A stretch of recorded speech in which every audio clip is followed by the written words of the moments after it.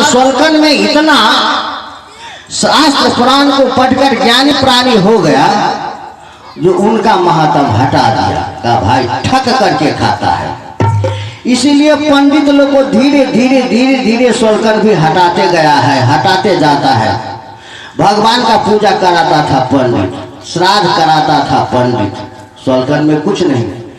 आज सोलकन इतना आगे बढ़ गया, इतना छुआछूत का भावना था, इतना भेदभाव का भावना था, छोटे बड़े का भावना था।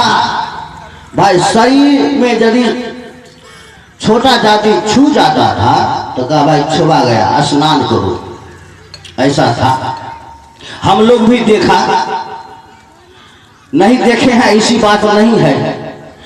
इंडा था पहले, इंडा पर जल्दी उन लोगों को, छोटे जाति को पानी तक भी नहीं भरने देता था, ऐसा भ्रम था। ऐ सोलकन, छोटे जाति के लोग विचार करो इस पर। जो पंडित पढ़ा दिया वही पढ़ता है। तुम कैसा कर्म करता था, तुम्हारे यहाँ आकर कोई पानी तक भी नहीं पीता था, आज तुम्हारे यहाँ भोजन करता है उच्च कुल का जाति। क्यों? तुमने समझा, तुमने बूझा, तुम अपने चाल को बदला, तुम अपने ढंग को बदला, तुम अपने क्रियाकलाप को बदला। इसलिए नहीं तो तुम ही हो। कर्म अच्छा होता है, आदमी नहीं अच्छा होता है। कर्म बड़ा होता है, आदमी नहीं अच्छा होता है, बड़ा होता है। भाई जागो, अभी भी जागो।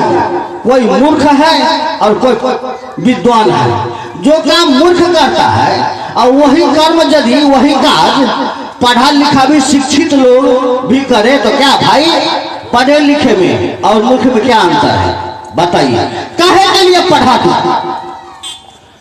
क्यों पढ़ा? क्या हुआ पढ़ करके?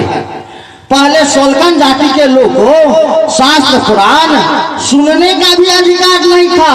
इतिहास उल्टा करके देखो, यदि सुनता था शास्त्र पुराण का बात, वेद की बात, तो उसको कान में शीशा पिघला करके दे दिया जाता था।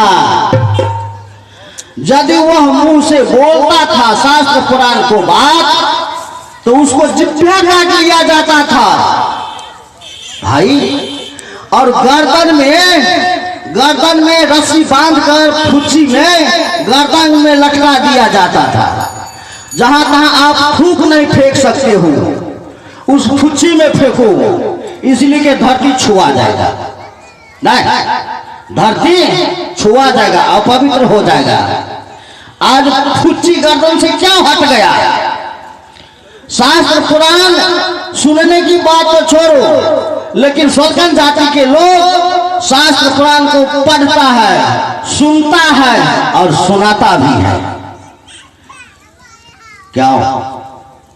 सारे सदगुरु कबीर साहब की देन है।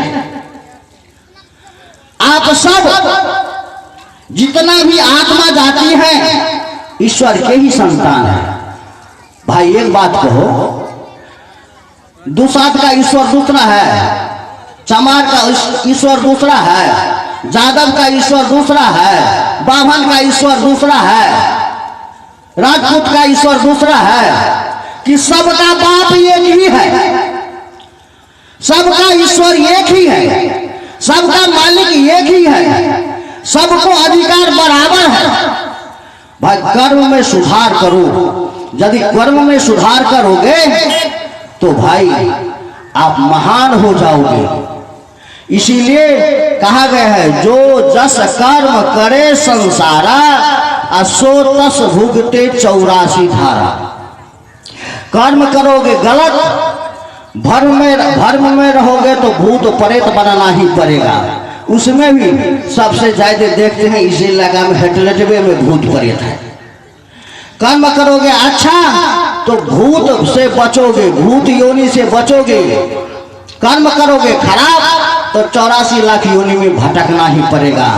84 लाख योनि है, 9 लाख जल जीव बखाना, 14 लाख पक्षी परवाना, 27 लाख है कीरम कीटा, 30 लाख अस्थावर भाखा, 4 लाख मानुष तन जाना, मानुष देह परम पद माना, मुक्ति क्षेत्र नरको अवतारा, तामह 5 तत्व है सारा। 84 योनि भरमावे तब मानुष की देही पावे। आप 84 योनि में, 84 लाख योनि में भ्रमण करने के बाद एक बार आपको यह मनुष्य शरीर मिला है। आप भक्ति मनुष्य शरीर में ही करेंगे, मनुष्य से ही यह भक्ति बनेगा, पशु से नहीं, पक्षी से नहीं, कीड़ा मकोड़ा से नहीं, मनुष्य से बनेगा। भक्ति करेगा मनुष्य और मनुष्य भक्ति करके परम पद को प्राप्ति करेगा। यह मनुष्य ही परम पद को प्राप्ति करेगा। जितना साधु संत हुआ, चाहे सगुण का भक्त हो अथवा निर्गुण का भक्त हो, भाई कहता है कबीर पंथी लोग समाधि करता है, सद्गुण भक्त में भी समाधि होता है, सबसे उत्तम समाधि होता है। और सबसे खराब, सबसे निखिल अग्नि संस्कार है। गरुड़ पुराण बताता है, बाराती में जो जाता है जलाने के लिए, लाश को जलाने के लिए, तो जितना आदमी जाता है कठियारी, सबको श्राद्ध करना पड़ेगा, सबको प्रायश्चित लगता है।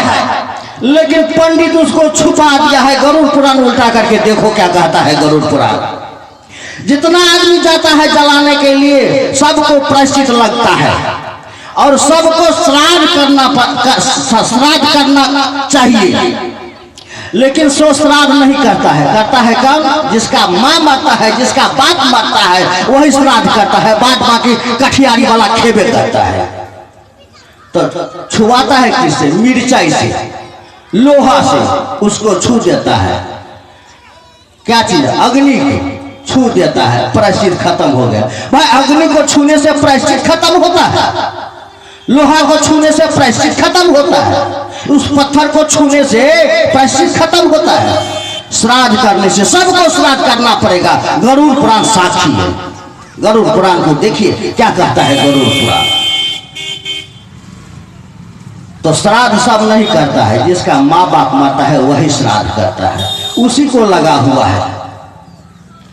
भाई तो मनुष्य अपने ही कर्म से सुख को भोगता है, अपने ही कर्म से दुख को भोगता है, अपने ही कर्म से स्वर्ग का भोग भोगता है, अपने ही कर्म से यह मानव गति मुक्ति को प्राप्त करता है और गति मुक्ति को प्राप्त करके अजर अमर हो जाता है।